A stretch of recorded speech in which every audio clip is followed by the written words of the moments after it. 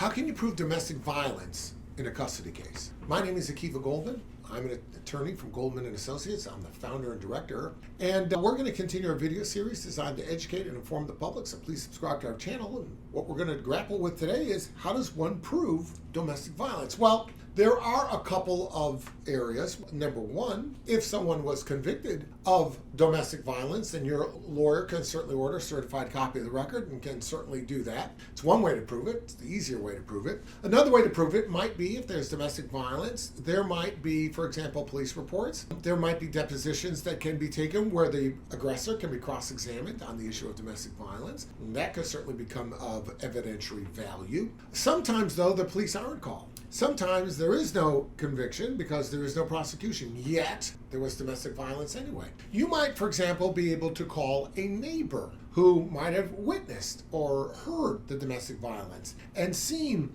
the bruises on your face and seen, fist marks, punches to the wall, these kinds of things. You may be able to prove it by this kind of extrinsic evidence where other people could come in and say, yes, I was there at the time on such and such date, and I saw, she lost her temper, and I was in the room when she threw a frying pan at him. I was in the family room when he punched the wall in a fit of anger. This puts her in fear. This could be domestic violence or a precursor to domestic violence. So certainly people can testify in the same way as they might well prove any other fact that is of consequence to your custody or divorce case. Every case is different. What you should be doing is telling your lawyer, look, this is a situation of domestic violence. How best to prove that for the court? Should we prove it? Now, if it's bona fide domestic violence that occurred 6 years ago and there's been nothing since and you want to bring it up now, expect your lawyer to tell you that the court is very much about what have you done for me lately.